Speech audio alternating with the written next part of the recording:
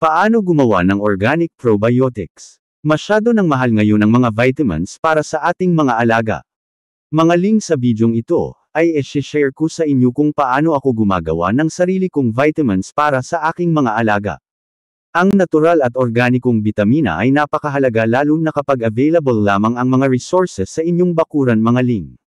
Ang organic probiotics, ay sadyang may malaking pakinabang sa ating mga manok. Simula sa brooding stage hanggang sa breeding at laying. Sa susunod na video ay tatalakayin natin ang benepisyo at gaano ito kahalaga. Dahil nga sa bidyong ito ay paano tayo gumawa ng organic probiotics, narito ang itong mga kailangan. Una, isang cup molasses. Pangdalawa, isang cup malunggay. Pangtatlo, isang cup oregano. Pang-apat, isang cup giniling na bigas. Pang-lima, 2 bottles of Yakult. Pang-anim, 1 litrong tubig.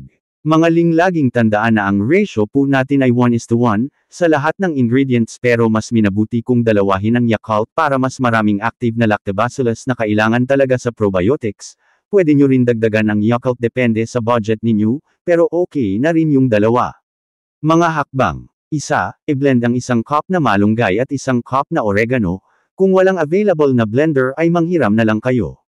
Pang-dalawa. Pag natapos ng ma-blend ay ihalo ang lahat ng ingredients sa isang lagayan, mas okay kung gagamit kayo ng plastic bottle ng mineral water na yung 4 na or 6 na liter, ihalo dito ang lahat ng ingredients na nabanggit at takpan.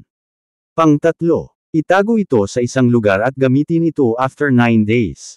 E-check nyo lang ito, nang sa ganun mapalabas nyo ang hangin kasi maaaring sumabog ito dahil sa live bacteria at pressure, sayang naman. Maaari nyo na itong gamitin at ihalo sa pagkain at tubig ng mga alagang manok, baboy, kambing at maging sa mga isda. Tandaan mga ling na ito ay base lamang sa aking mga experience sa aking farm. Pa-follow at pa-share kung nagustuhan nyo mga ling. Maraming salamat at happy farming mga ling.